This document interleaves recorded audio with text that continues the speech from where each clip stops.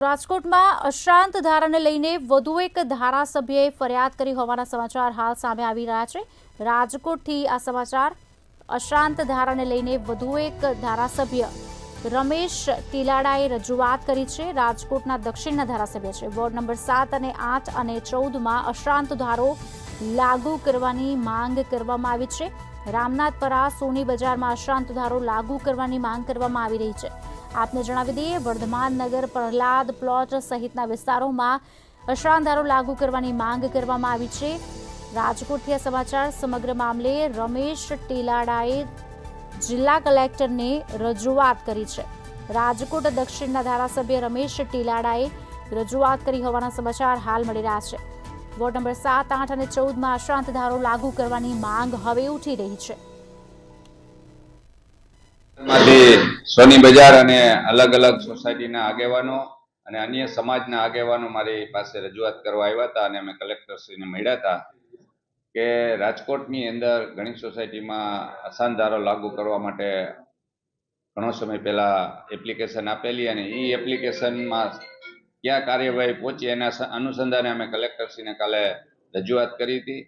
કલેક્ટરશ્રીએ અમને ખૂબ સારો પ્રતિસાદ આપ્યો છે અને અશાંત ધારો વહેલામાં વહેલો લાગુ પડે એના માટેની એમને તૈયારી પણ બતાવી છે।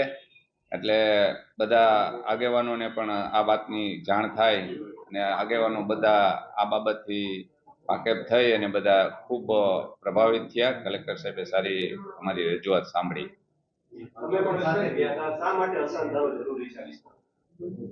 અશાંત ધારામાં ત્યાં સોની બજાર અને એની આસપાસ હવેલી અને મંદિરો છે અને એની આસપાસ આવા લોકો ત્યાં બિનઅધિકૃત રીતે પ્રવૃત્તિ કરતા હોય અને લોકોને હેરાનગતિ કરતા હોય એટલે અશાંત ધારો લાગુ કરવો એ જરૂરી છે।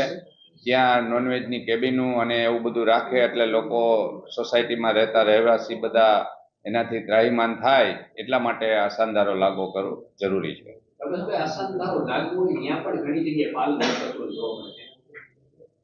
અશાંત ધારાના કાયદાની પરિભાષામાં એમાં તમે મકાનની લેવેચ તો થઈ શકે છે પણ એની પર પૂર્વ મંજૂરી લેવાની હોય અને પૂર્વ મંજૂરી લઈ અને અમુક તત્વો લેતા હોય છે એટલે એની પૂર્વ મંજૂરી માટે કલેક્ટરશ્રીની મંજૂરી માટે આ લોકો એપ્લિકેશન કરી અને મંજૂરી લેતા હોય ત્યારે મકાનની લેવેચ થતી હોય છે પણ એના માટે હવે કલેક્ટરશ્રીએ કીધું છે કે અમે એના નિયમો જે છે એનું પૂરેપૂરું પાલન કરશું। 6 મહિનાથી રજૂઆત છે રમેશભાઈ, તમારે છેવટે જવું પડ્યું છે તો શું અધિકારીઓ માનતા નથી આ અશાંત ધારા લઈને? કારણ કે પોલીસને હવે તો અશાંત ધારા મામલે ચેકિંગ કરવું પડે, નિયમનું પાલન નથી થતું અને તમારે જવું પડે છે અધિકારીઓ માટે।